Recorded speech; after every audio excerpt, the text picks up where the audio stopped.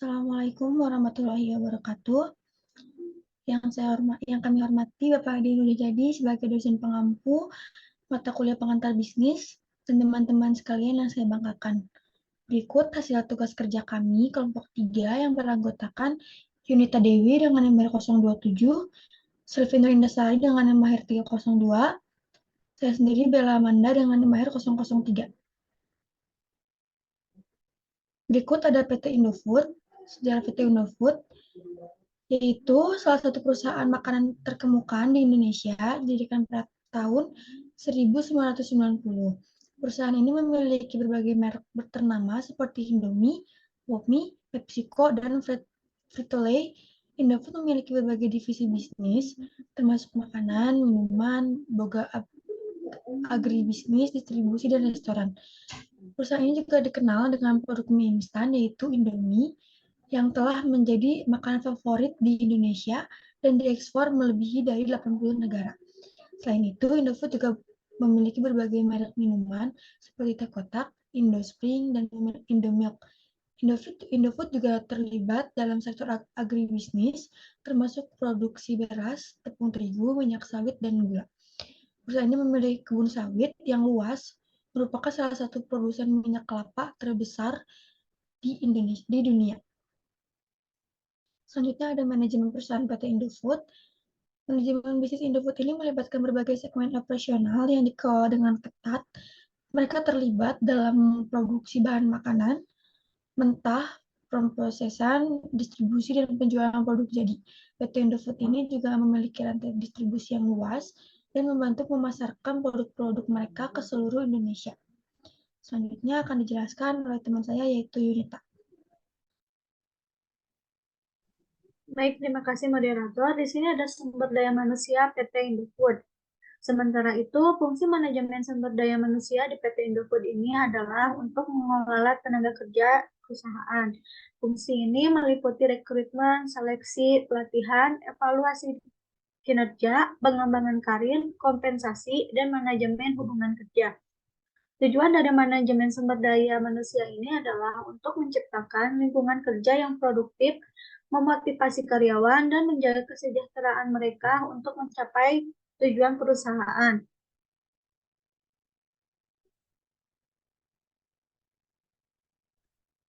Adapun fungsi sumber daya manusia di PT Indofood ini, berikut fungsi-fungsi tersebut antara lain yang pertama ada perencanaan sumber daya manusia yang mencakup identifikasi kebutuhan tenaga kerja, peramalan jumlah dan jenis karyawan yang dibutuhkan, serta pengembangan rencana rekrutmen dan seleksi. Yang kedua ada rekrutmen dan seleksi bertanggung jawab untuk mencari dan menilai memilih calon karyawan yang sesuai dengan kebutuhan perusahaan dan kualifikasi yang akan ditentukan. Yang ketiga ada pelatihan dan pengembangan, yaitu untuk menyediakan sebuah pelatihan dan pengembangan yang meningkatkan keterampilan dan pengetahuan karyawan. Serta yang terakhir ada evaluasi kinerja, yang dimana evaluasi kinerja ini menilai kinerja karyawan secara berkala dan memberikan umpan balik untuk membantu karyawan meningkatkan produktivitas dan pencapaian tujuan perusahaan. Dengan menjalankannya sumber daya manusia ini dapat memastikan bahwa sumber daya manusia perusahaan ini dikelola dengan baik untuk mencapai tujuan bisnis dan pertumbuhan yang berkelanjutan. Selanjutnya akan dijelaskan oleh rekan saya yaitu Silvi. Baik, terima kasih. Selanjutnya saya akan memaparkan mengenai manajemen pemasaran PT Indofood. Fungsi manajemen pemasaran di dalam PT Indofood ini bertujuan untuk memasarkan produk dan layanan perusahaan kepada konsumen. Fungsi ini meliputi penentuan target pasar, pengembangan strategi pemasaran, periklanan, penjualan, dan pemeliharaan hubungan dengan pelanggan. Manajemen pemasaran di PT Indofood ini bertanggung jawab untuk memastikan produk dan layanan perusahaan dikenal dan diminati oleh konsumen.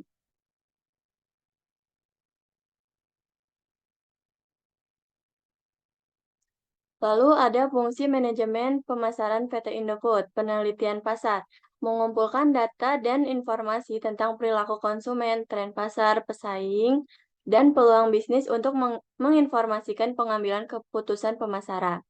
Lalu ada segmentasi dan penargetan pasar, menganalisis pasar untuk mengidentifikasi segmen konsumen yang berbeda dan menentukan segmen mana yang akan menjadi target utama untuk produk-produk tertentu. Lalu pengembangan produk untuk merancang dan mengembangkan produk baru atau memodifikasi produk yang sudah ada agar sesuai dengan kebutuhan dan keinginan konsumen. Penentuan harga menentukan strategi penetapan harga yang sesuai dengan nilai produk, peminatan pasar, dan strategi pesaing. Dan yang terakhir itu ada strategi promosi dengan cara mengembangkan kampanye promosi dan iklan untuk meningkatkan kesadaran merek, menarik perhatian konsumen, dan mendorong pembelian produk. Terima kasih, saya kembalikan kepada moderator. Baik, terima kasih banyak kepada rekan-rekan sekalian. Terima kasih banyak kepada Bapak Edi. Sekian dari kami. Wassalamualaikum warahmatullahi wabarakatuh.